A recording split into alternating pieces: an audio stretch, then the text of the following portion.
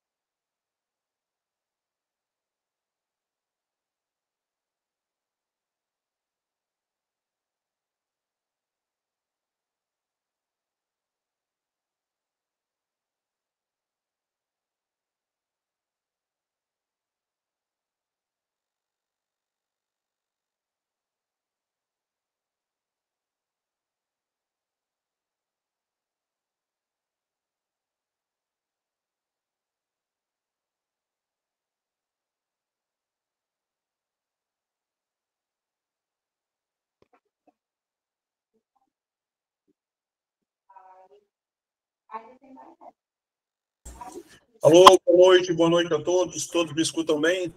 O áudio está chegando tranquilo aí? Chegando claro? Pronto, né?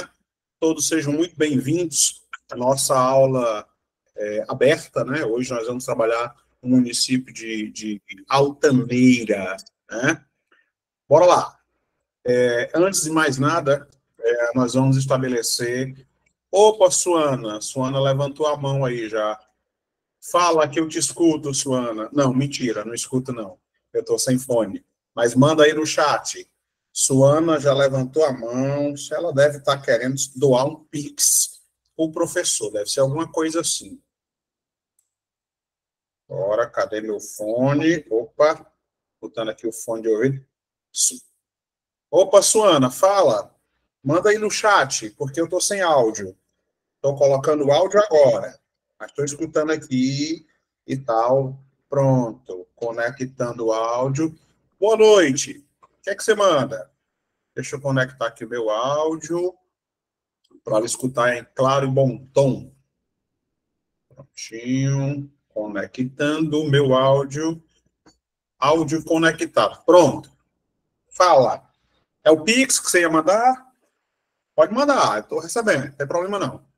Família empenhada agradece. Hoje nós começamos... Não é a pessoa cria uma expectativa na outra e depois não manda nada. Deus está só anotando na sua conta. Tem nada não. Tem nada não. Deus será a minha testemunha. Ó, fala, Suana. O que é que eu posso lhe ajudar? Se não for dinheiro, não peça Pix não, quando tenho não. Ou se for Pix, a cobrar, né? Hoje nós começamos aí a nossa aula com a turma de Altaneira, né? Seguindo o programa terrível, o programa da UPA. O que é que vocês sabem dessa banca? Alguém já fez prova da UPA? Fala, Albaniza. Agora eu já estou escutando. Pode mandar o áudio aí, que eu estou escutando agora de boa. Só tomar aqui um café, que hoje não tem janta, né? A janta é o café. Menina, a Albaniza levantou a mão e não falou nada. Fala, Albaniza, que eu estou esperando você para começar a minha aula. Será que vocês estão levantando a mão por engano? Olha, eu não falei. Cada um que levantar a mão errado vai pagar um Pix de R$100 para o professor. Pronto, aí pronto. Os alunos não vão levantar a mão mais jeito nenhum. Não, Cícera, hoje a aula está sendo aberta também para o turma de Altaneira, Cícera. É tranquilo, viu? Nós começamos com política, mas já modificamos questões, colocamos inclusive umas questões 2024, né? Uma pegada diferente. Já vamos falar também sobre o conflito do Estado de Israel, que é uma questão importante. E hoje, um país chamado Suécia, né? Ali fica no Báltico, ele se tornou o 32º participante da OTAN, né? Mas antes de mais nada, boa noite a todos. Deixa eu apresentar aqui o preâmbulo, né? Apresentar qual é a nossa linha de trabalho. Prontinho. Eu só abrir aqui. Opa, cadê? Espera. Prontinho. Deixa eu interromper aqui. Pronto. Deixa eu achar logo esse negócio. Abrir aqui. Cadê Prefeitura de Altaneira. Prontinho, né? Agora sim, está aqui em ponto de bala. Aí eu volto para vocês para fazer a minha apresentação inicial, né? O preâmbulo. Vamos lá. Prontinho, todo mundo visualizando. Tá, olha só. Eu sou o professor Brando, né? Todos sejam muito bem-vindos. Boa noite, nós começamos hoje o curso de Altaneira. E aí a proposta do curso IB, né? IB Concursos, está aí à sua esquerda, né? Nós vamos ter videoaula, apostila, que é o e-book, um caderno de questões 2024, muita coisa 2024 já elaborado pela UPA, algumas coisas de caráter autoral, porque nem sempre a banca acompanha o desenrolar dos fatos, né? Nós teremos simulado, né? Simulado, todo simulado do IB é um simulado comentado. Eu, particularmente, continuo realizando os simulados com caráter autoral. Você não vai ter uma questão aqui repetida de um outro concurso, né?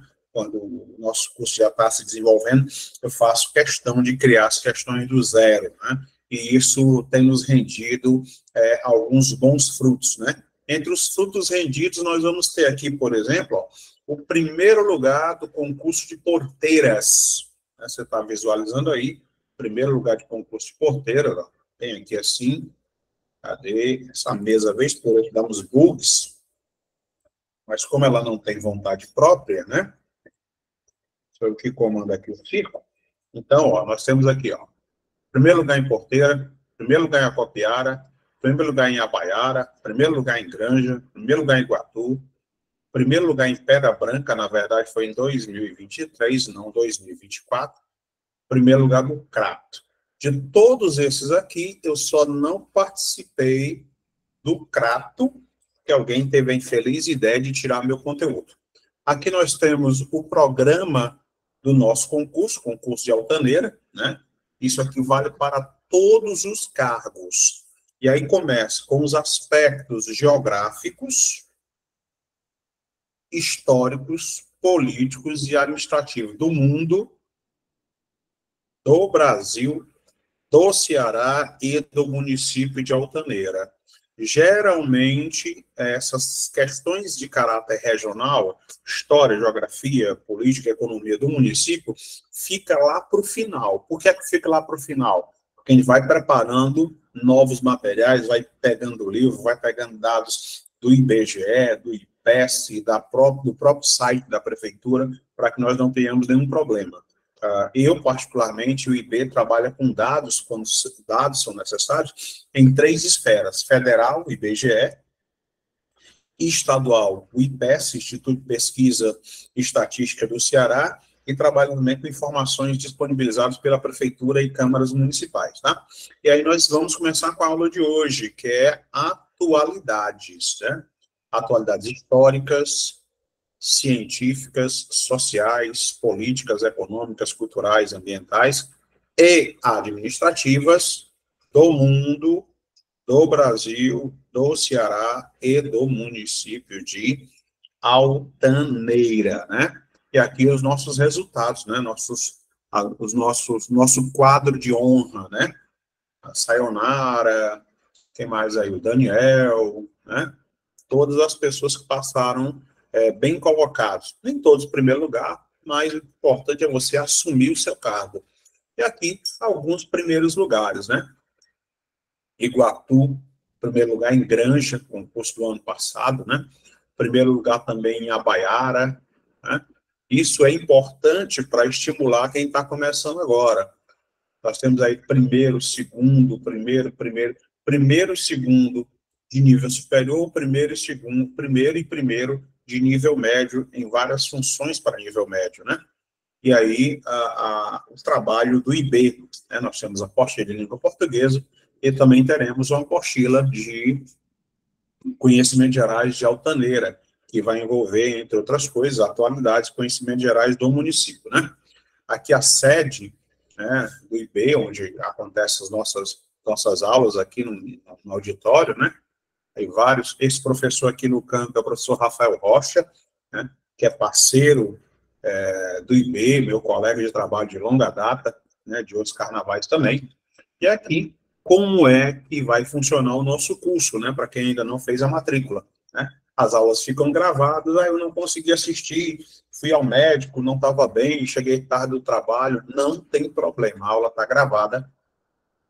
Nós tiramos dúvidas, quase 24 horas, né?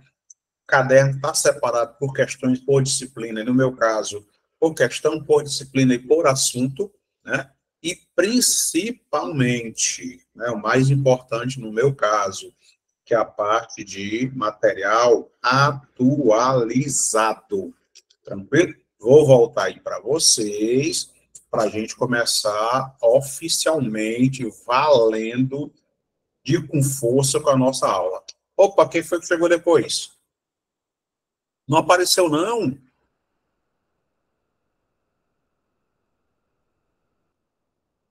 Opa, tem alguém levantando a mão, não sei quem foi.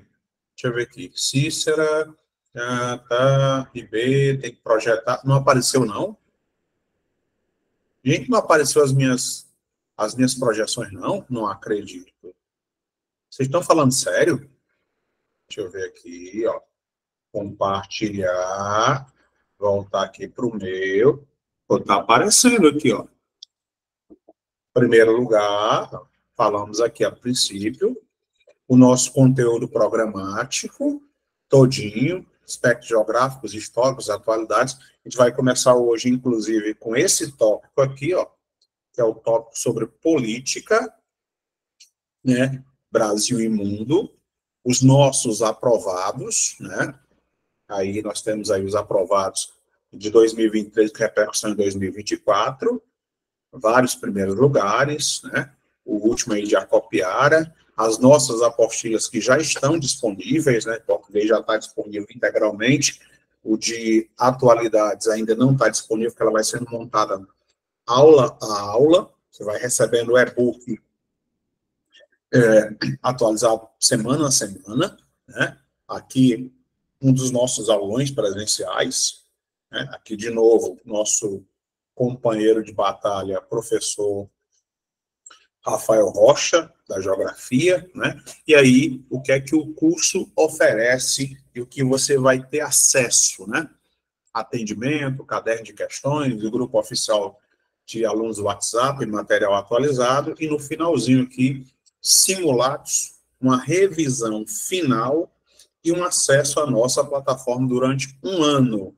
Ah, e como é que eu faço para me inscrever? Pronto, está aí no finalzinho uma central de vendas, WhatsApp, aí para você fazer a sua inscrição. Agora sim, prontinho, vou voltar aí para vocês, para a gente começar a nossa aula, que eu já fiz aqui o meu preâmbulo. Opa, Auricélia, fala, Auricélia. Ó, não estava aparecendo, não? Pronto, agora sim. Samara está dizendo que apareceu agora. Fala, Auricélia, levantou a mão e eu não foi por engano, não. Auricélia, se tu levantou a mão por engano, tá devendo já um Pix de R$ 100. É porque tu chegou agora. Aí a gente combinou aqui com a turma que quem levanta a mão por engano faz um Pix de R$ 100 aí para o professor. Eu não sei se você foi informada. A Auricélia não estava aparecendo. Apareceu agora? Deu certo? Diga para mim, pelo amor de Deus, que deu. Não está aparecendo, Auricélia? Auricélia, tenta sair e entrar novamente, que pode ter sido problema com a tua máquina. Não sei se é a máquina ou é o celular. Não sei de onde é que você está assistindo. Beleza? Prontinho. Agora sim, nós podemos dar um sacode. Ó, Fátima está dizendo que apareceu. Não apareceu não, Auricélia? Ainda continua sem aparecer. Eu vou começar a projetar o início da aula, Auricélia. Eu vou projetar o primeiro slide e aí volto para cá para saber se está aparecendo para você. Pode ser assim? Tá certo? Então, pronto, pronto. Pronto, eu vou, ó, tela cheia, projetando, prontinho, abrindo aqui já a aula 1, ó. Estão vendo aí na íntegra. Deixa eu ver se é esse mesmo. É esse aqui. Pronto. Beleza? Ó, nossos aprovados. Está aqui de novo. Prontinho. Início da aula 1. Voltar aí para vocês para ver se a Auricélia recebeu. Pronto. Está aparecendo? Apareceu aí, Auricélia? Conseguiu ver? Alguém mais não está conseguindo visualizar?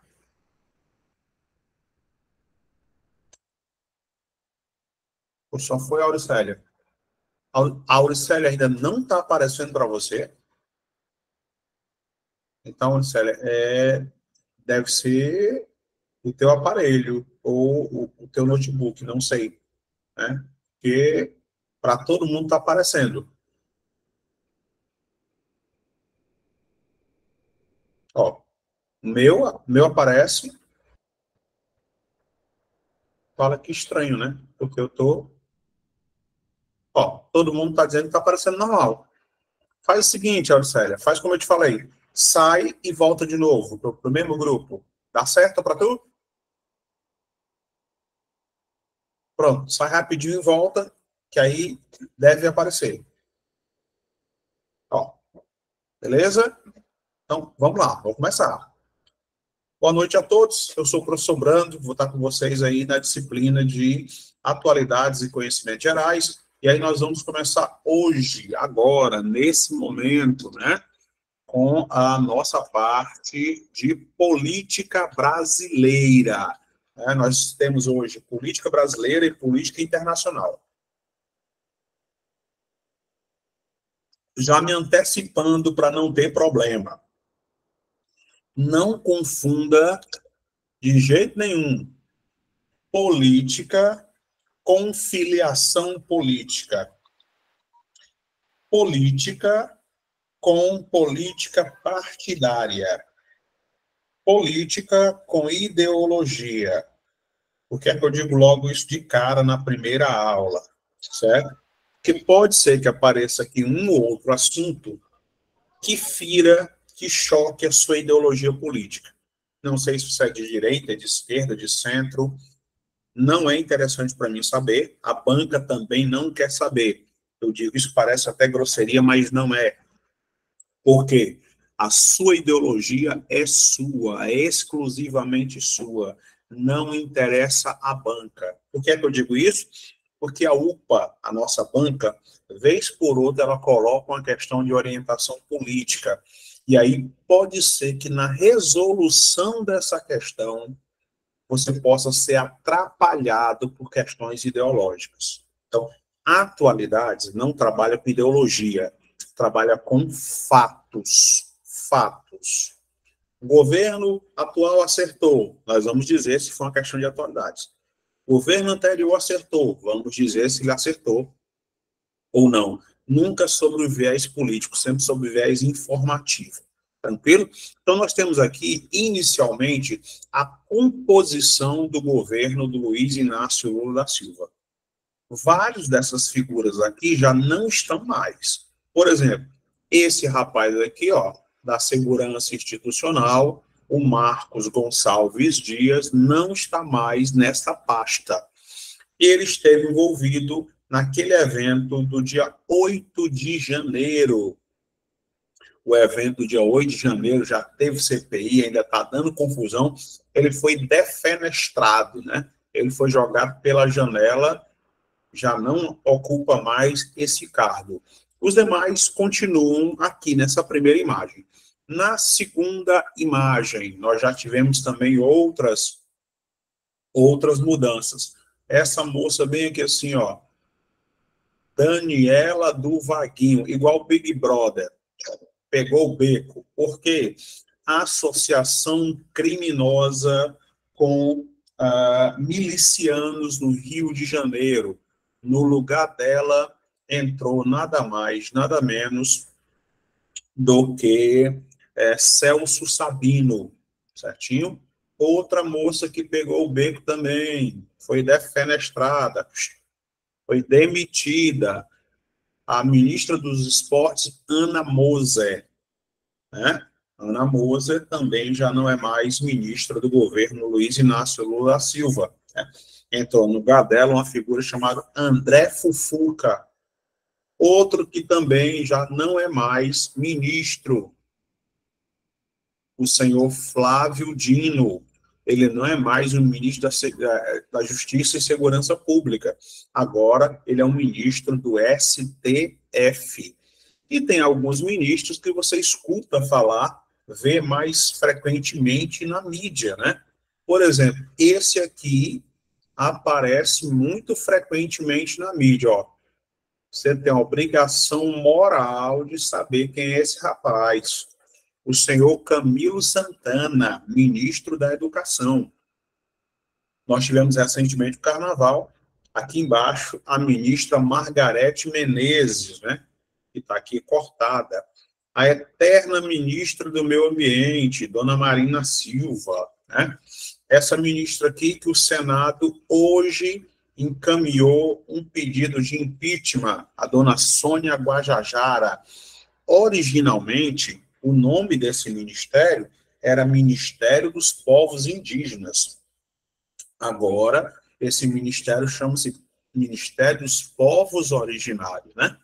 E aqui a lista mais do que atualizada dos ministérios, com um agravante, separada por partido, né? Quem é quem no ministério do senhor Luiz Inácio Lula da Silva, o nosso presidente. Aí não é meu presidente que eu não votei nele, continua sendo seu presidente. Mesmo que você não tenha votado nele, ele é o representante do poder executivo, quer nós queiramos, quer não, é ele que representa o Brasil diante da comunidade internacional. E isso é um fato indiscutível, né?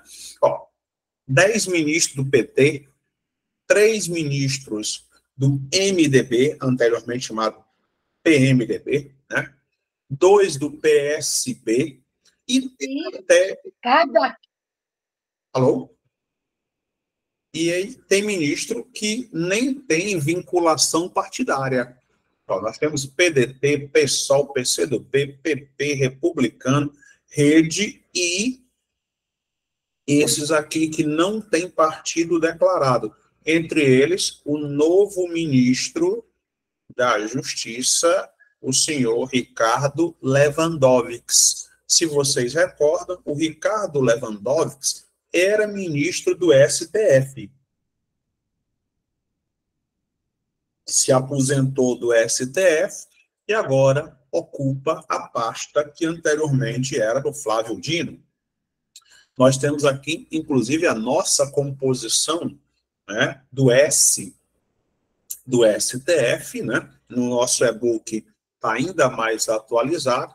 Você vai ver que aqui já aparece a primeira indicação do Luiz Inácio, que foi o Cristiano Zanini, que foi advogado do Luiz Inácio no processo da Operação Lava Jato, né? E o STF, a Suprema Corte Brasileira, ele tem categoricamente 11 ministros, sempre são 11 ministros, não importa a distribuição. Existiam 2 mulheres, a dona Rosa Weber se aposentou, agora nós só temos uma mulher no STF, que é a ministra Carmen Lúcia. O STF também tem 2 situações, né? Nós vamos ter o presidente do STF, o vice-presidente do STF e uma situação chamada de decano. O decano é o ministro mais antigo do STF. Considerando isso, se nós temos 11 ministros, existe alguma possibilidade da votação do STF dar empate? São 11 ministros. Essa votação pode dar empate? Sim ou não? Silêncio. Não sabem. Maravilha. Bora, chuta aí. Pode ser ou não pode ser? Pode ou não pode dar empate uma votação no STF tendo um número ímpar? Aí você fica imaginando, não tem como dar empate. São 11, mas nós estamos no Brasil. Então, pode ser que 5 ministros votem a favor, 5 votem contra e um simplesmente não vote, se abstém. Quando acontece o empate, muitas vezes quem vai decidir essa votação é o ministro mais antigo, é o decano. E o decano é esse senhor aqui, ó, o senhor Gilmar Mendes, que vai ficar no STF até 2030. O atual presidente, Luiz Roberto Barroso, né? Até setembro de 2024, ele será o presidente. E o vice-presidente, o senhor Edson Fachin. Já o Alexandre de Moraes, né, que está sempre na mídia, constantemente, ele é ministro do STF, Superior Tribunal Federal, e é também ministro-presidente do TSE, Tribunal Superior Eleitoral, né? E aqui a mudança. Flávio Dino, ex-governador do Maranhão, se torna o novo ministro do STF, e o Ricardo Lewandowski, né, que inclusive estudou com o senhor José de Abreu, né? José de Abreu e os outros parceiros aí políticos do Luiz Inácio, José de Abreu, né? Especialmente José Disseu, que já foi ministro do Lula da Casa Civil, né? É contemporâneo do Ricardo Lewandowski. E o Ricardo Lewandowski se torna o novo ministro da Justiça e já tem nas suas mãos uma crise. Ele mal assumiu o governo, ele já tem uma crise política tremenda, que foi a fuga de um presídio federal. Nunca tinha acontecido na história do Brasil, infelizmente aconteceu na gestão do senhor Ricardo Lewandowski. Pela primeira vez na história de um presídio federal, nós tivemos uma fuga, foi lá em Mossoró. Tranquilo? Deixa eu sair daqui, voltar aí para vocês, para ver se existe ou não alguma dúvida. Até aqui está tudo na paz. Cícero, o mais velho, desempata ou não, Cícero? Ele pode, inclusive, também se abster da votação. Sempre o mais velho, é o decano, né? Ele vai ficar até 2030. Só que os juízes do STF, eles são obrigatoriamente aposentados aos 75 anos. Mas a partir dos 70 anos, eles já podem solicitar a aposentadoria prévia, né? E, inclusive, é o ministro do STF que define o teto salarial do funcionalismo público. Vocês vão entrar daqui a pouco na prefeitura de Altaneira, tenho certeza que não vão ficar muito tempo lá, né? Vão pular para o governo do estado, para o governo federal, e concurso público é isso, é uma escada. Aí eu não passei no primeiro, tente o segundo, não passei no segundo, tente o terceiro. Uma hora vai dar certo. E a cada concurso você vai fazendo, se você não passar de cara de primeiro, né, que eu espero que todo mundo passe, você vai melhorando e galgando até atingir o teto do funcionalismo público, que é um salário merreca, né? Mais ou menos 54 mil reais só. É muito ou é pouco, 54 mil? Que é o teto básico do ministro do STF. Só que o ministro do STF recebe isso de salário. Aí tem mais uns benefícios aqui, ali, auxílio isso.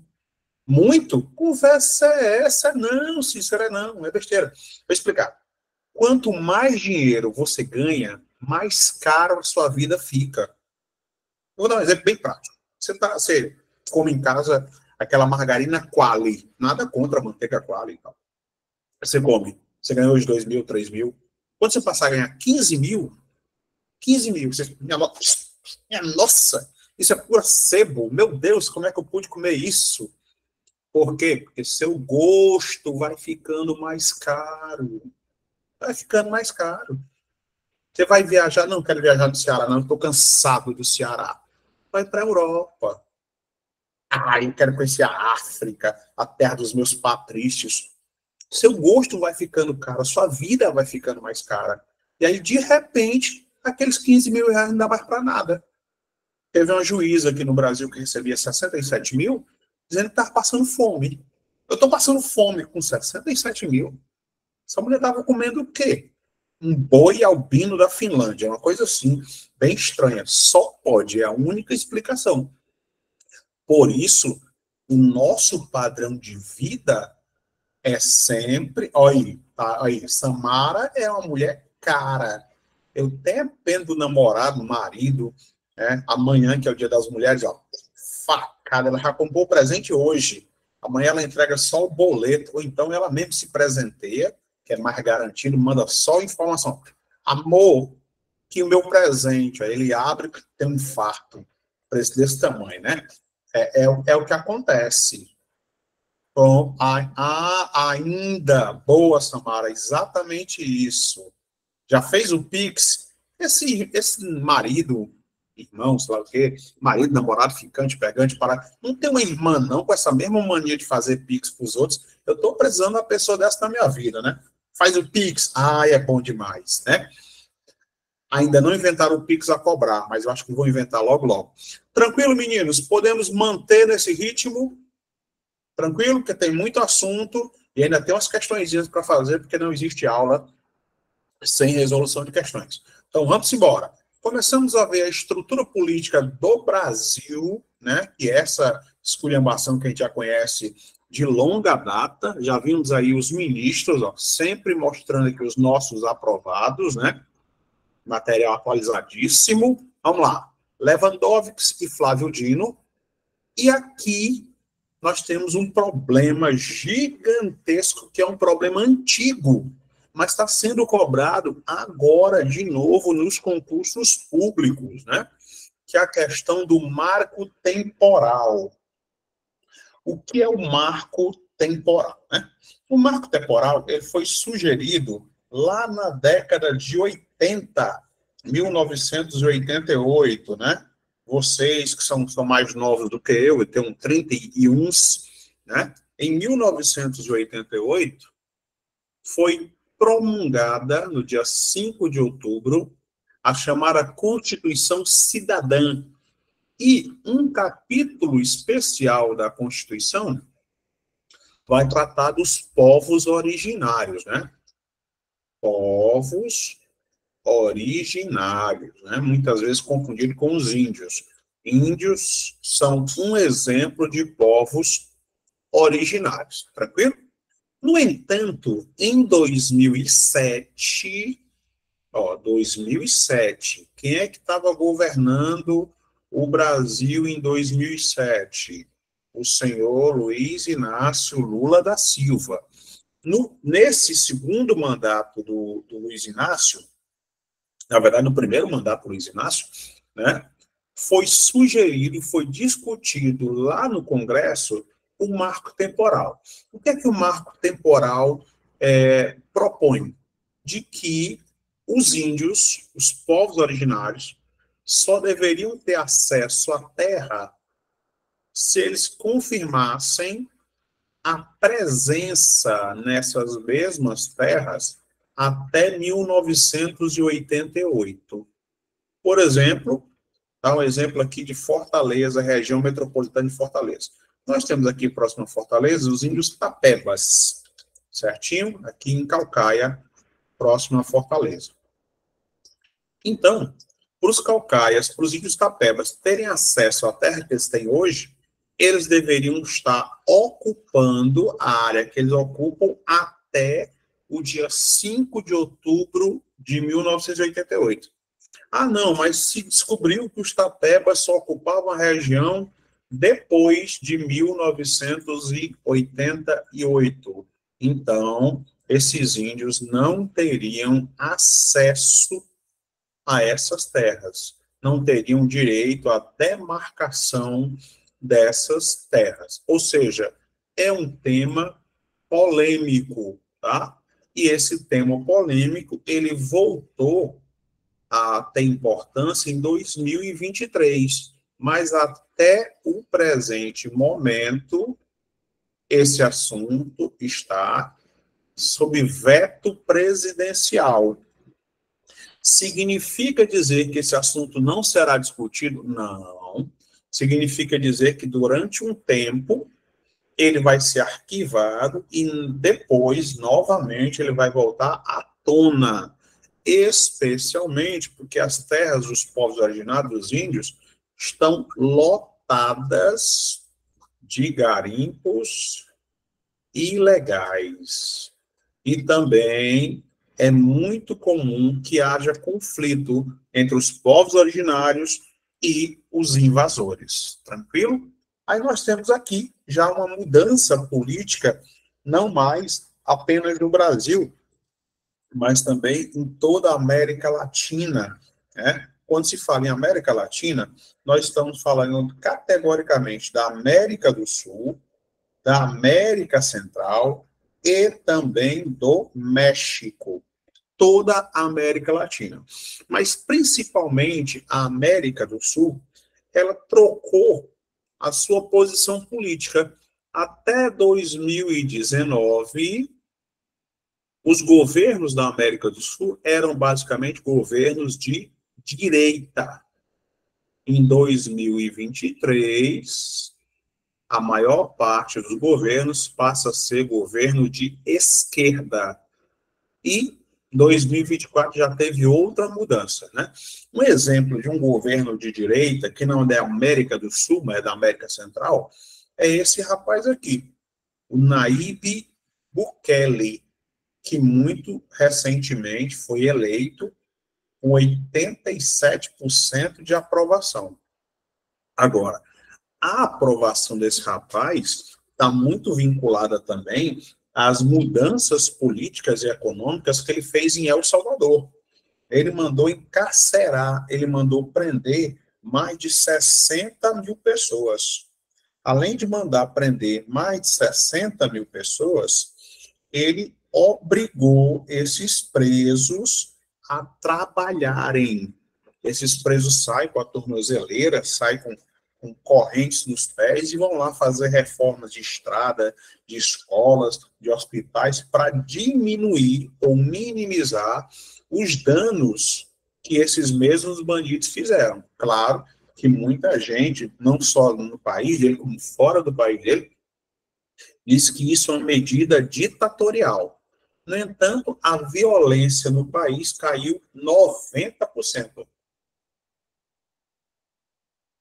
E com essa queda da violência, os investidores voltaram a investir pesado nesse país. Ele também, como medida econômica, ele adotou, foi o primeiro país do mundo a adotar uma moeda virtual, o Bitcoin, né? É uma das moedas oficiais de El Salvador. E aqui à sua direita, você vai ver o crescimento do processo de encarceramento, né? O crescimento do processo de prisões ao longo da América Latina. Então, você vai dar uma olhadinha aqui, ó o número de crescimento aqui, ó, 28%, República Dominicana, 64%, Venezuela, 57%, Brasil, 54%, e você vai vendo a diferença ao longo dos anos, né? Isso o quê? Só para você ver que nós vamos ter um sistema carcerário esgarçado, superlotado. Isso não é só um problema do Brasil. É mais evidente no Brasil, porque o Brasil é o maior país da América Latina. Outra mudança política também à direita foi a escolha do economista Santiago Peña, lá no Paraguai, né? O Paraguai que tem apresentado melhoria considerável na sua economia. Você vai ver que em 2020, no período da pandemia, o Paraguai estava vendo o pão que o diabo amassou, mas já em 2023, crescimento econômico. Aqui em 2013, o déficit, o endividamento do Estado era baixo. Em 2020, por conta da pandemia, o endividamento foi lá para cima. E aí, em 2022 e 2023, já houve uma queda também do endividamento. E o Paraguai é um país relativamente pequeno, 406 mil quilômetros. O Ceará tem 148 mil, então dá 4 vezes, quase 4 não, né? 3 vezes a área do Ceará, um pouco menos do que isso. E aí, nós tivemos também na Argentina uma mudança.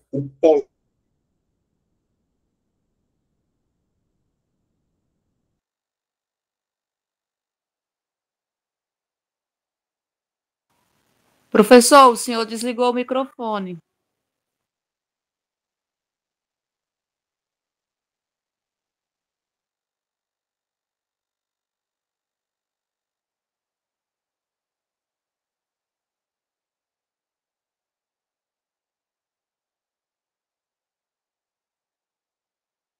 Opa, pronto, voltou? Não, prontinho, não foi a bateria, não. Foi, eu toquei aqui no microfone e desanou. Prontinho, ó. Nós tivemos a eleição na Argentina do Javier Milei. O Javier Milei é ultraliberal, certinho? Ele cancelou um monte de ministérios, mas ele não começou tão bem quanto a gente pensava. Por quê? Ele indicou uma irmã para ocupar o ministério. E isso constitui um crime chamado de nepotismo. Mas mesmo com essa atitude polêmica do Javier Milei, os investidores voltaram a investir pesado na Argentina.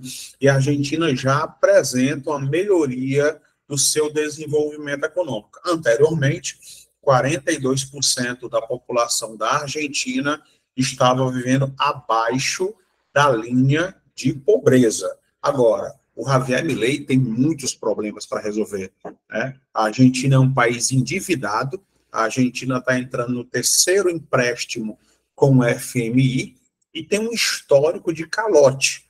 Quando você compra e não paga, e você é um cidadão comum, você é caloteiro. Mas se você é um país, aí não é calote. O nome é insolvência. Olha que nome bonito, né? Você comprou na Casa Pio, não pagou, você está insolvente. Só que quando isso acontece com um país, o país toma emprestado de outro país, como já tomaram emprestado do Brasil e não nos pagaram, aí a situação é de insolvência. E quando isso acontece, os investidores desaparecem do país e a nota econômica do país é rebaixada. Resultado, os investidores desaparecem e a situação econômica do país piora. Tranquilo? Podemos voltar aqui para o nosso PowerPoint, que eu estou ficando preocupado com o horário, mas vai dar certo. Cadê? Prontinho. Estávamos aqui falando sobre Javier Milei, né? Aqui sempre mostrando os nossos aprovados, Javier Milei, né? E aí sempre um probleminha chamado Venezuela, né? Lá pelo século XIX, né, o Simão Bolívar dizia que a Venezuela, mais cedo ou mais tarde, cairia na mão de ditador, de tiranos e tiranetes, né? Isso lá no século XIX. E aí nós temos à frente do governo da Venezuela, desde 2013, o presidente Nicolás Maduro. Aí você fica pensando, peraí ainda, o homem está há 11 anos no poder? Está. Porque na Venezuela, o mandato presidencial é de 6 anos. E além do mandato ser de 6 anos, lá existe 5 reeleições contínuas. Então, se o presidente for reeleito 5 vezes, né, ele vai ficar só 30 anos no poder. Nicolás Maduro está há 11, né, ou seja, vai fazer 2 mandatos que está lá no poder. E a Venezuela é um país empobrecido. A Venezuela, 25% da sua população, ou seja, 1/4 da população, fugiu do país. Uma boa parte da sua população vem para o Brasil via Roraima. Eu não sei se na cidade de vocês já viram venezuelanos, né? Aqui em Fortaleza, região metropolitana, de modo geral, a gente vê muito venezuelano, famílias inteiras pedindo esmola nos cruzamentos, né? Esmolando. Isso é muito ruim, inclusive para a própria Venezuela, né? E aí, a bola da vez é que o presidente Nicolás Maduro está requerendo, de acordo com ele, toda essa área aqui da Guiana, é a região de Esequibo, de acordo com ele, toda essa área pertence à Venezuela, né? De acordo com o senhor Nicolás Maduro, ele fez um referendo, uma consulta popular, e 95% da população é a favor de que a Venezuela anexe esse território. Mas tem alguns dilemas. O primeiro dilema, para ele ter acesso a uma porção da Guiana, ele tem que passar pelo território brasileiro. E o Brasil não permite isso.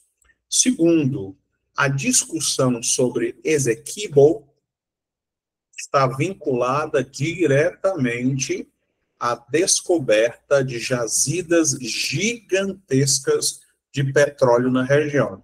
Como a Venezuela é uma grande produtora de petróleo, mas nos últimos anos a produção de petróleo na Venezuela caiu, ela precisa expandir essa produção.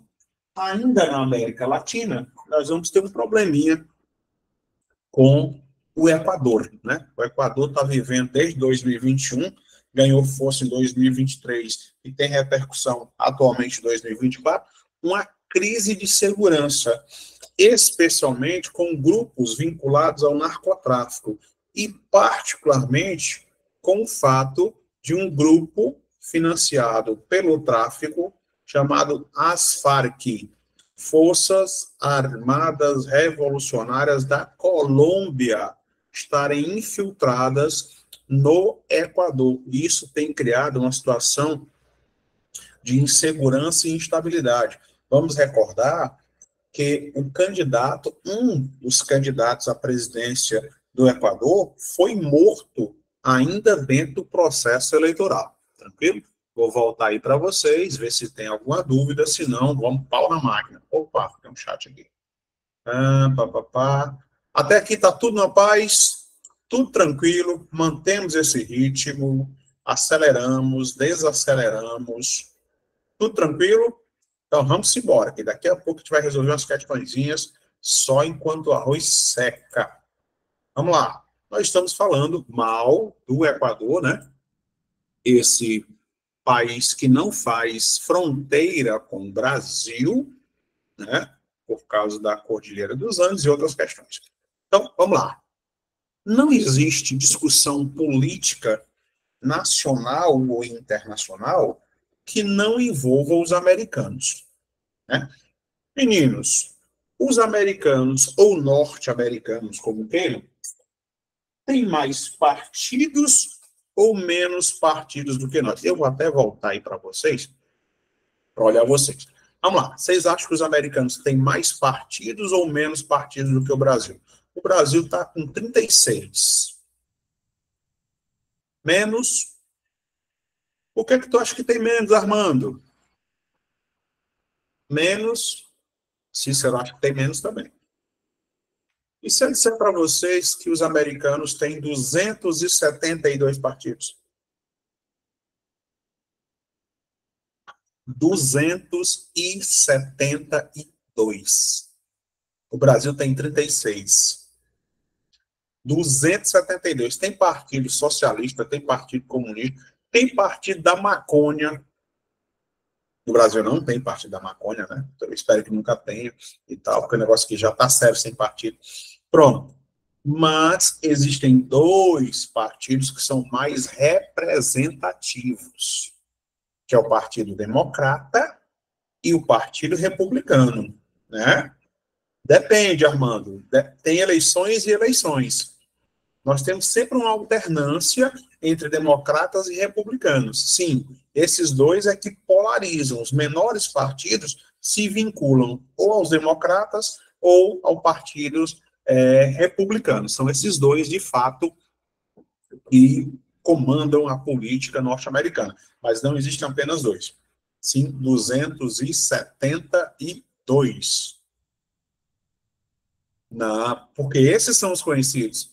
Mas tem mais aí 270, né, que raramente concorrem às eleições nacionais, mas eles concorrem dentro do contexto de eleições municipais e regionais, né? Porque, ao contrário do Brasil, as eleições americanas ou norte-americanas, elas são múltiplas. Você não vota só para presidente, né? Você vota para presidente, vota para o Senado, vota para a Câmara de Deputados e vota pautas regionais. Mas vamos lá, para você entender. Primeiro, o presidente americano, ele é eleito de forma indireta. Como assim de forma indireta? O presidente americano, ele é eleito pelo colégio eleitoral. Ora, se ele é eleito de forma indireta, então, como é que a população americana vota? Vamos lá. Primeiro, o voto americano, ele é voluntário. Só vota quem quiser. Segundo, o cidadão americano, ele vota em um delegado. Esse delegado, ele corresponde ao representante de um distrito. Esse delegado vota em um candidato. Ok? E aí, esse candidato eleito, né, ou na Câmara ou no Senado, esse candidato eleito, é ele que vota, de fato, no presidente. Ou seja, o partido que eleger o maior número de senadores e deputados é o partido que vai ganhar as eleições. Por isso, nós temos lá no sistema americano as primárias. É uma eleição dentro do próprio partido. E é esse partido que vai dizer quem vai concorrer às eleições, né? Pelos republicanos, nós vamos ter, muito provavelmente, a justiça autorizou hoje, a volta do psicopata do Donald Trump. E, nas primárias, concorrendo à reeleição, o senhor Joe Biden. O problema é que o Joe Biden tem um histórico na família e ele já apresenta indícios de demência. Já levou queda de bicicleta, né? Já apertou a mão de ninguém, já dormiu em entrevistas e outras coisas mais. Então, ele é um presidente velho, né? Desgastado. E, dentro da gestão do Joe Biden, a economia americana entrou numa recessão sem tamanho. Desemprego aumentou, a violência aumentou, algumas leis polêmicas ganharam força na gestão dele, que foi, por exemplo, a lei polêmica de 2015, que ganhou força ano passado, né? Chegou no Brasil a informação e em outras partes do mundo, aquela lei da Califórnia que permite que o indivíduo roube $950 por dia, e isso não é considerado roubo, apenas infração. Então, constantemente você vê lojas na Califórnia sendo invadidas e pessoas roubando vários celulares. Você pode roubar um iPhone todo dia lá nessa situação, né? Que é inferior a $950. Mas, resultado, muitas empresas estão indo embora da Califórnia. A Califórnia é o estado mais rico norte-americano, e algumas empresas estão indo para o Texas. E aí a polêmica também do Texas, né? O Texas fechou as suas fronteiras aos imigrantes, e o governo federal mandou ele abrir. Então, um racha entre o governo federal e o estado do Texas. Nós temos aqui também umas mudanças, né, de caráter político na Europa, especialmente na França, que foi a crise francesa associada à Previdência. Previdência é o processo de aposentadoria. Se você observar aqui, ó, de modo geral, nos países da Europa Ocidental, os países mais ricos, mais desenvolvidos, a idade média de aposentadoria é 65 anos, muito parecido com o Brasil, né? A exceção aí de 3 países, né? A Itália, 67, o Reino Unido, 66, né? E a Alemanha e a Holanda também, próximo a 66, né? 65,6, 65,8. E a França, 62. O problema é que, tirando o Reino Unido, esses demais países estão na chamada União Europeia. E aí o que acontece? Os outros países, outros componentes, outros cidadãos dos outros países têm que trabalhar mais para manter funcionando a Previdência na França.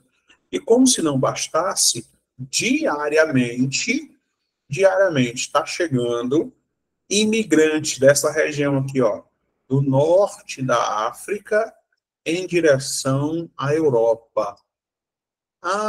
Tem que acolher os imigrantes. Muita calma nesta hora. A maior parte desses imigrantes são homens. Não vem mulheres e crianças aqui, não. São homens. Resultado, a violência na Europa, o índice de estupro na Europa, o índice de mendicância na Europa aumentou. Vários cidadãos europeus estão sendo assaltados por homens que fugiram muitos tinham, inclusive, tem passagem pela polícia nos seus países de origem e vieram no meio dos imigrantes. Isso não significa dizer que todo imigrante que vem aí é bandido, claro que não. Mas existe uma presença muito grande desses homens e existe também uma presença muito grande de núcleos terroristas vinculados ao Islã. O Islã radical está saindo do norte da África e parte do Oriente Médio está chegando de forma maciça na Europa, né? E aí não se fala de Europa sem você falar também da guerra da Ucrânia. A guerra da Ucrânia começou no dia 24/2 de 2022. E no dia 24/2 de 2024, a guerra já fez 2 anos, né? 2 anos de guerra da Ucrânia, e isso tem sido tão sério que tem afetado, inclusive, a economia mundial e afetou a economia do Brasil. Por quê? Porque o Brasil comprava potássio da Rússia. A Rússia entregou o potássio do Brasil. Só demorou a entregar o potássio por conta da situação de guerra, né? E aí, o potássio, que é usado como fertilizante no Brasil, teve uma dificuldade maior para chegar aqui. Mas a guerra da Ucrânia tem raízes mais antigas, né? Por exemplo, nós temos a questão do Holodomor.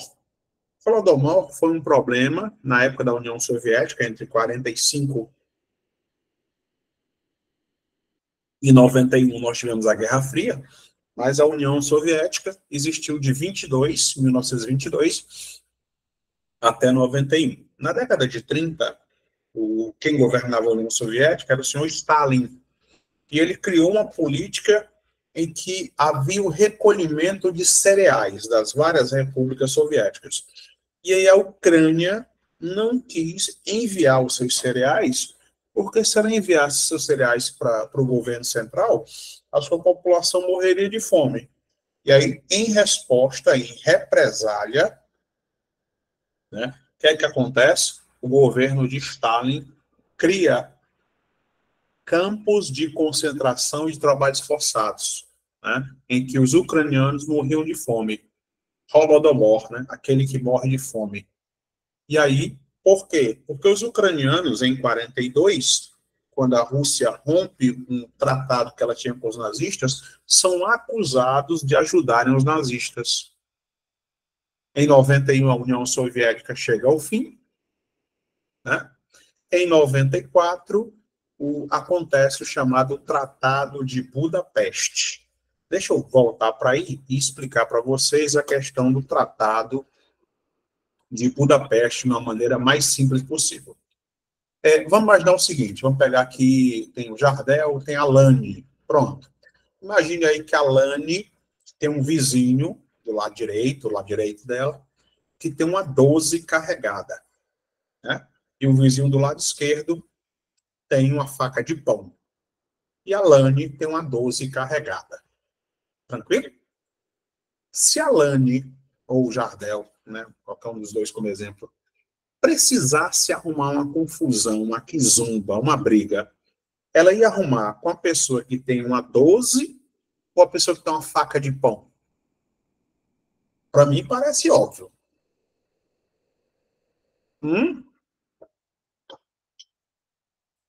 E aí? Eu entendo que talvez vocês pensem assim. Bem, eu não vou arrumar uma confusão com um cara que tem uma 12 carregada, né? Porque eu tenho uma 12, ele tem uma 12. Então, isso força os dois a terem uma paz forçada, a paz armada. Mas o que tem a faca de pão? Esse está lascado. Esse foi o mesmo princípio que aconteceu na Ucrânia.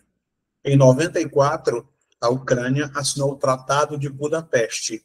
Nesse tratado, a Ucrânia devolve as armas nucleares para a Rússia. Devolve os submarinos nucleares para a Rússia. E nesse tratado dizia que a Rússia jamais invadiria a Ucrânia. Em 2014, a Rússia invade e anexa uma região da Ucrânia chamada Crimeia. E em 2022, a Rússia invade, anexa duas províncias e desde 2022 está em guerra com a Ucrânia. Por que a Rússia só invadiu a Ucrânia em 2014? Porque a Ucrânia agora não tinha mais armas nucleares para se defender. Porque ela tinha assinado e respeitado um tratado chamado Tratado de Budapeste, lá de 1994. Tranquilo? Deixa eu voltar aqui para o nosso PowerPoint. Tá? Até aqui está tudo na paz, né? Estou acreditando nisso. Prontinho. Ó, Holodomor, fim da União Soviética, Tratado de Budapeste. Em 2004, a Revolução Laranja na Ucrânia. Em 2014, a invasão e anexação da Crimeia, né, que fica no sul da Ucrânia, que é por onde passa os gasodutos e oleodutos da Rússia. Em 2022, a Ucrânia sinalizou com a possibilidade de ingressar na OTAN, tá? A OTAN de 1949, vem aqui, ó, Organização do Tratado do Atlântico Norte. A OTAN, ela tem um artigo, que é o artigo 5º, que diz que uma agressão a um país da OTAN é uma agressão a todos os países. Em outras palavras, mexeu com um, mexeu com todos, né? E isso foi um dos estopins da guerra. Além do mais, 4 províncias, né? Kherson, Zaporícia, Donetsk e Luhansk se tornaram independentes e a Rússia reconheceu essa independência, né? E elas se vincularam ao governo russo. Isso corroborou ou colaborou para que a guerra fosse deflagrada, né? E aí nós tivemos aí a escolha em 2022, né? Como personalidade do ano, o presidente da Ucrânia, Volodymyr Zelensky, né? E aí, mais recentemente, em outubro do ano passado, o conflito com Israel e Hamas. O conflito ainda está acontecendo, tranquilo? Nós temos aqui o grupo terrorista palestino, chamado de Hamas, né? No dia 7 de outubro, ataca Israel. Isso é um feriado em Israel chamado o Dia do Perdão, o Dia do Yom Kippur, tá? E aí nós temos aqui o Estado de Israel, que tem esse formato aqui, ó, né? Aqui é a faixa de Gaza, aqui ao sul é o Sinai, aqui é a Cisjordânia, e aqui são as colinas de Golã, tá? Muito cuidado ao analisar essas informações, porque há uma confusão muito grande de pessoas que acham que o Hamas representam a Palestina. Não representam. O Hamas, ele está infiltrado desde 2006 aqui, ó, na Organização para a Libertação da Palestina. O Estado de Israel existe oficialmente como Estado desde 49. E de 49 até 2023, tá? Perdão, até 2023, os palestinos, a OLP, né, foi criada na década de 90, rejeitou todos os acordos de paz propostos por Israel. Além do mais, o Estado de Israel, tá, é um Estado democrático de direito. Ou seja, lá em Israel, os palestinos que moram em Israel têm os seus direitos garantidos. Por exemplo, o indivíduo é gay, né, é homoafetivo. Ele pode ser gay em Israel, porque em Israel tem parada pela diversidade. Já o Hamas, ele mata, ele arremessa de muralhas as pessoas que são gays. Ele também, por adultério, manda apedrejar as mulheres e homens, né? Que ali se aplica uma lei muçulmana, né? Cuidado quando se discute essa questão para não enveredar no viés ideológico, sempre factual. baseado em fatos, e contra fatos não existem argumentos. E aí nós tivemos aqui também, muito recentemente, a eleição, né, do novo presidente de Taiwan, Lai Ching-te. Ele, inclusive, é a favor da separação total da China de Taiwan. Perdão, Taiwan da China.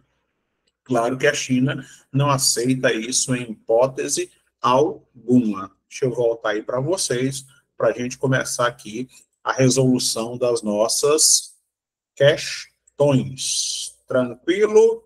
Voltando.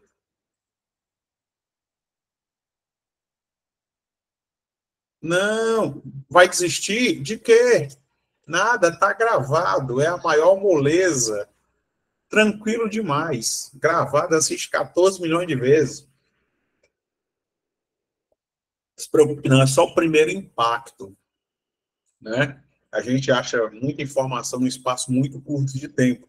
Por isso, e graças a Deus, as aulas são gravadas. Nós já podemos resolver umas questõezinhas. Eu vou escolher as questões mais fáceis. Pode ser? Depois, Cícera, que piora o quê? Por quê? Porque o concurso de vocês é concorrido.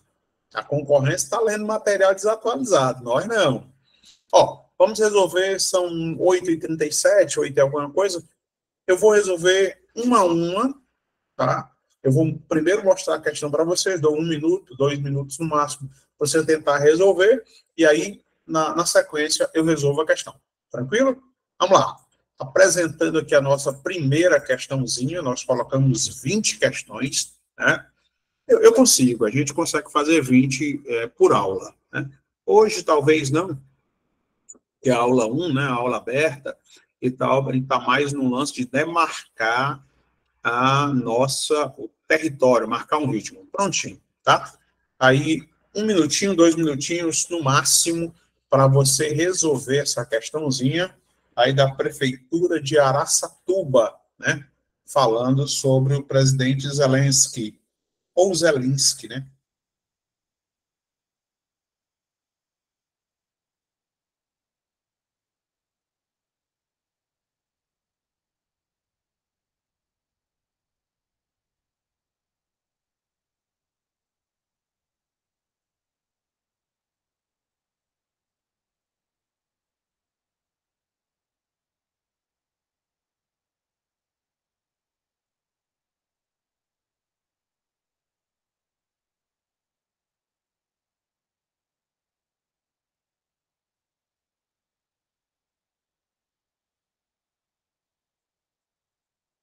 Prontinho, pronto, online, 1 minuto é uma eternidade.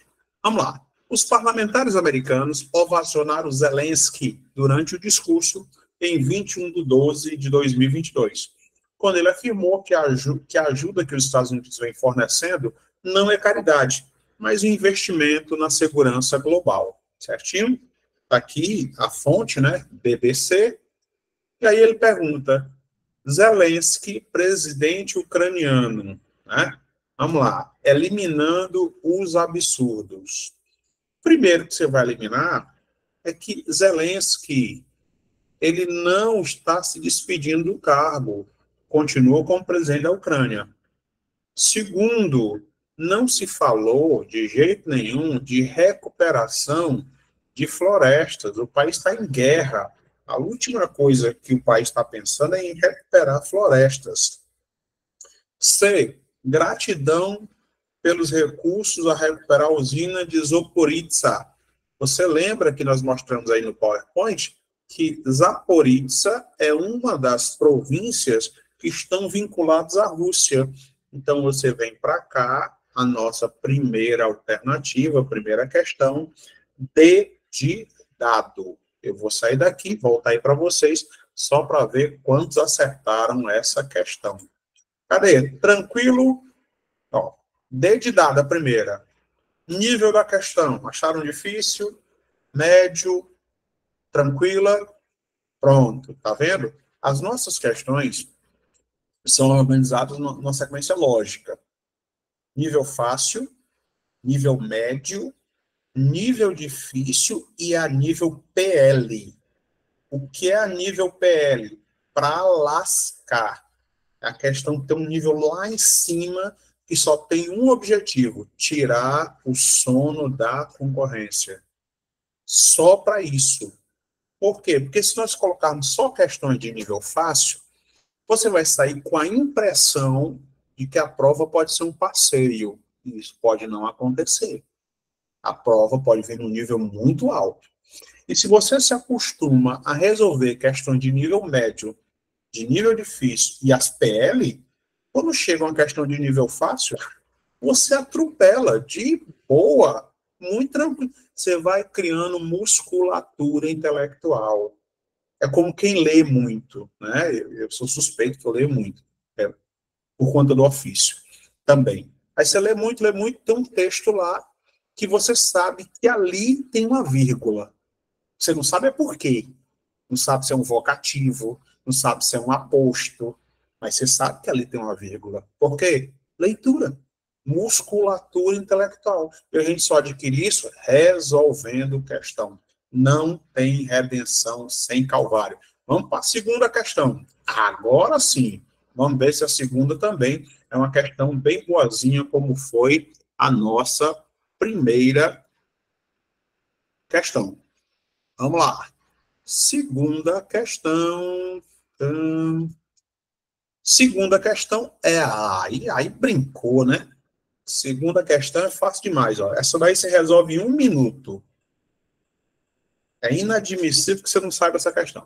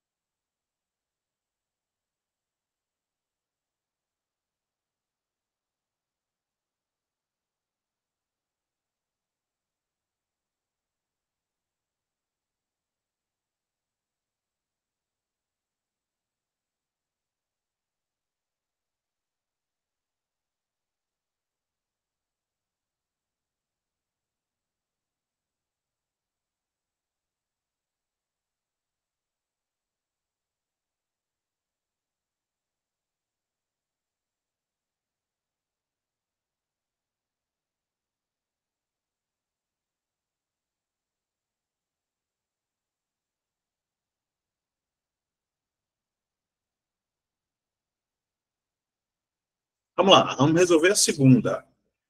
No Brasil, assim como o Ministério da Saúde, o Ministério da Educação é bastante conhecido pela população, sendo responsável para tratar da educação em geral, a qual abrange, entre outras áreas, o ensino fundamental, o médio superior e a educação de jovens e adultos. Atualmente, quando você pegar uma questão, tivesse advérbio aqui, ó, atualmente é o agora, o hoje, tá? Foi um concurso do ano passado aqui de Fortaleza. O cargo de ministro da Educação é ocupado pelo ou pela. Você vem para cá. Cid Gomes já foi ministro da Educação, mas não é mais. Simone Tebet é do Orçamento e Participação. E Fernando Haddad é da Economia. Não tem como você errar essa questão. A questão é o item C. O cratense Camilo Santana, filho do ex-deputado Eudoro Santana, que é engenheiro agrônomo. Tranquilo? Deixa eu voltar aí para vocês, sempre vendo aí o feedback da questão. Questão número 2. Moleza, né? Moleza. O gabarito da primeira, eu acho que foi C de casa. Primeira. Deixa eu ver agora. E agora me pegou, Lani, ó. Lani não. Cadê aí? Que foi que perguntou?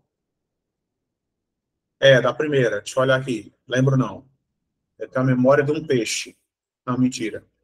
Né? Nós temos aí como alternativa na primeira questão, gente, o item B de bola.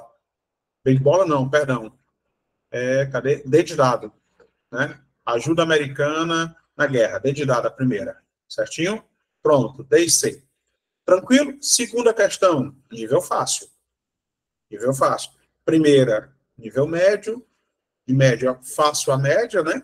E a segunda, um nível fácil. Vamos aí para a terceira, ver o que a terceira tem aí para nós. Vamos lá. Terceira questãozinha, 0800, ó, sempre aí começando com os nossos aprovados. No próximo concurso, as suas fotos estarão aqui. Então, tirem fotos bem bonitas, arrumadas e tal, né? Tem gente que até passa perfume para aparecer nas fotos, né? Essa questão número 3, ela é uma questão mais puxada, é uma questão de nível mais pegado, tranquilo? Ela vai falar da lei número 2630/20, né? Que é a tal da projeto de lei da fake news, certinho? Essa daqui é interessante que você dá uma olhadinha, certinho? Vou dar um minutinho para você ler aqui o enunciado, ver as marcações e aí avanço para mostrar a segunda parte dessa mesma questão.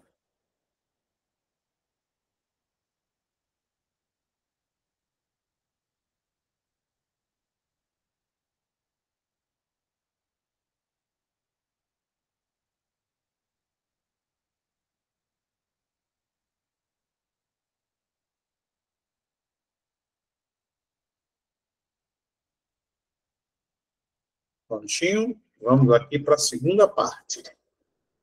Ó, o nível da questão é um pouquinho mais puxado.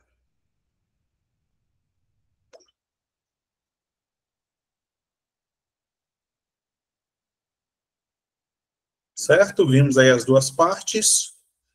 Vamos lá.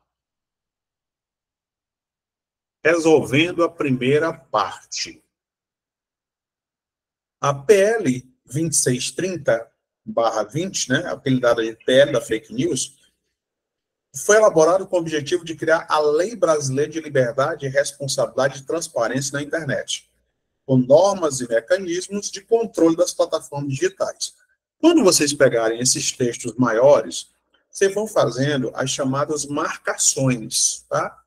Que é isso, para você ir montando o seu mapa mental e não precisar ler todo o texto de novo. Vamos lá. O projeto de lei, ele vai falar da Lei Brasileira de Liberdade, Responsabilidade e Transparência na Internet. Prontinho. Do que é que trata a lei? Liberdade, responsabilidade e transparência na internet. Com normas e mecanismos de controle das plataformas digitais. Em abril de 2023, a Câmara dos Deputados aprovou com a expressão das Big Techs. Aí aqui você marca. Quais são as Big Techs? As grandes empresas das plataformas digitais. Facebook, que agora se chama Meta, Instagram, Telegram, né? E outros mais, para rever a proposta, mas o texto ainda precisa passar novamente pelo Senado. Então, você vai julgar verdadeiro ou F. A primeira questão, o PL 2630/20 visa regular as plataformas digitais. Se você olhar com atenção, ó, tá bem aqui assim, ó, no próprio texto. Ó, controle ou regulação das plataformas digitais. Aumentar a transparência, ao nome da lei, lei de transparência, a atuação dos provedores e aumentar o controle sobre a difusão das notícias falsas. O nome da PL, fake news, notícias falsas. Então, a primeira é verdadeira. Se a primeira é verdadeira, o que não começar como verdadeira, eu elimino. Elimino a D. Volto para a segunda. O PL 2630 propõe a responsabilização das empresas por conteúdo publicado por terceiro, caso postem ou vinculem conteúdos ofensivos. Verdadeiro. A empresa é sua, então é de sua responsabilidade que colocam lá.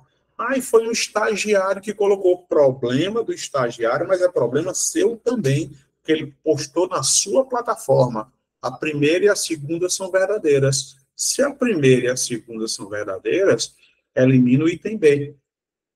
Aí vou para a terceira. Objetiva tributar. Aí aqui é uma dica de língua portuguesa. Ó. Tributar. Você usa um recurso chamado sinonímia, quer trocar uma palavra um pouco mais difícil por uma mais simples. O que é tributado é cobrado. Então, troca a palavra e fica. A PL 2630/20 objetiva cobrar empresa que usam as redes sociais. Em momento nenhum, lá nas nossas marcações, ó, se falou de cobrança, se falou de Big Tech, se falou de plataformas digitais, lei de transparência e liberdade, mas não de cobrança. Se eu não tenho cobrança no meu circuito, essa daqui é falsa. Logo, a minha questão é o item C de casa. Elimino por tabela o nosso item A. Tranquilo? Deixa eu voltar aí para vocês para ver qual foi a pegada dessa questão. E aí, essa questãozinha? Um pouquinho maior, um pouquinho mais esticada, mas a gente pode classificá-la como difícil?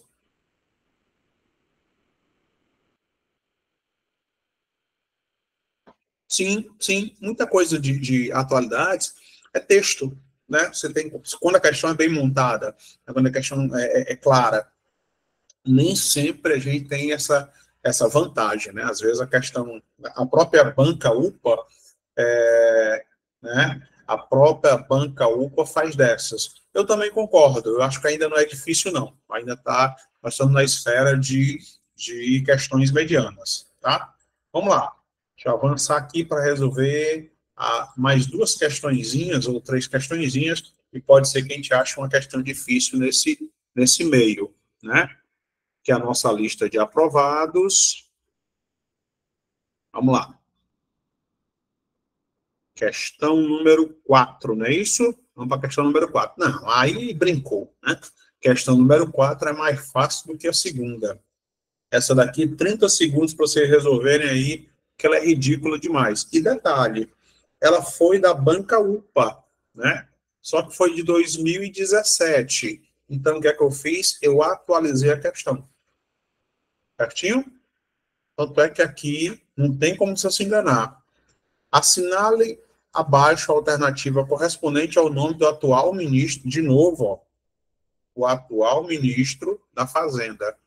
Fernando Henrique Cardoso foi presidente do ministro da Fazenda, Guido Mantega foi do governo Dilma, Paulo Guedes foi do governo Jair Bolsonaro. Então, essa questão é de nível fácil, Fernando Haddad.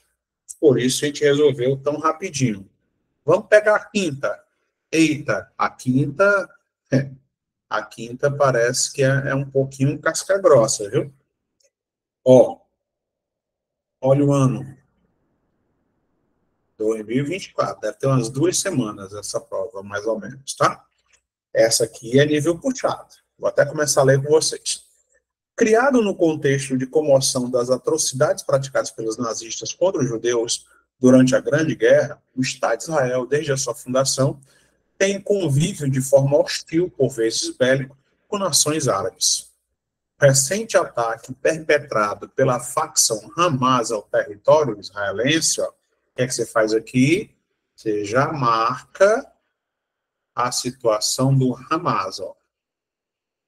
Hamas, território israelense. Sequestrando, vitimando e sequestrando cidadãos judeus, determinou uma retaliação militar sionista. Quando você lê a palavra sionista, você vai associar a judeus, certinho? Causando grande preocupação na comunidade internacional em face da dizimação das populações civis, em sua maioria de mulheres e crianças, certinho? Acerca das motivações e dos fatores relacionados ao conflito entre o Estado de Israel e o povo palestino, você está vendo aqui que no texto, no comando da questão, quem elaborou teve um forte viés ideológico. Por quê? Porque o cara se posicionou politicamente aqui, ó. O Estado de Israel não está combatendo o povo palestino. O povo de Israel está combatendo o grupo terrorista Hamas. Mas vamos lá. Aí diz, assinale VOF, tranquilo? Vamos lá. Após o término da Segunda Guerra Mundial, o Reino Unido, que exercia o controle da região desde o final do Império Otomano, resolveu delegar a solução do confronto entre judeus e palestinos à Organização das Nações Unidas, propondo a criação de 2 estados para os respectivos povos. Iniciativa que acabou sendo aceita pela entidade. Contudo, apesar da concordância dos judeus, as nações árabes e o povo palestino não aceitaram a criação do Estado de Israel. A primeira é verdadeira. Tá? O Estado de Israel foi estabelecido, foi decidido em 47, estabelecido em 49. Mas árabes e palestinos não aceitaram e até hoje não aceitam a existência do Estado de Israel. Tanto é que o grupo terrorista Hamas propõe o extermínio de todos os judeus e do Estado de Israel. A primeira é verdadeira. Se a minha primeira é verdadeira, eu consigo eliminar duas questões sem trabalho nenhum. Elimino a B e elimino a D. Preciso julgar o segundo item? Olha só o segundo item. A primeira é verdadeira, a segunda é verdadeira. Aí eu fiquei com o item 2, ó. Eu preciso, porque no item A ele é verdadeiro e no item C ele é falso. Uma das principais razões de descontentamento da facção Hamas se deve ao avanço de assentamentos populacionais judeus em áreas palestinas. O rígido policiamento exercido por Israel sobre seu povo, que além de controlar as vias comerciais de abastecimento, impondo inclusive racionamento de acesso à água potável, determinou a fragmentação da população palestina a partir da construção de uma grande muralha que implica na separação da faixa de Gaza da Cisjordânia. Olha só a situação. Ó. Aqui o Estado de Israel, Gaza é aqui, e a Cisjordânia é aqui. São lados totalmente opostos. Se existisse uma muralha, eu estaria dividindo o país ao meio. Consequentemente, a 2 ela é falsa. Se meu item 2 é falso, tá? Eu, por tabela, vou ter isso como verdadeiro. Então, terei verdadeiro, verdadeiro, falso, verdadeiro. Por exclusão, certinho? E aqui ele fala do Hezbollah, que atua nessa área aqui, dos limites com o Líbano. Tranquilo? Então, essa questão, ela é de nível um pouquinho mais puxado. Deixa eu só voltar aí para vocês. Prontinho. E aí? E essa agora? A gente pode classificar essa como nível difícil?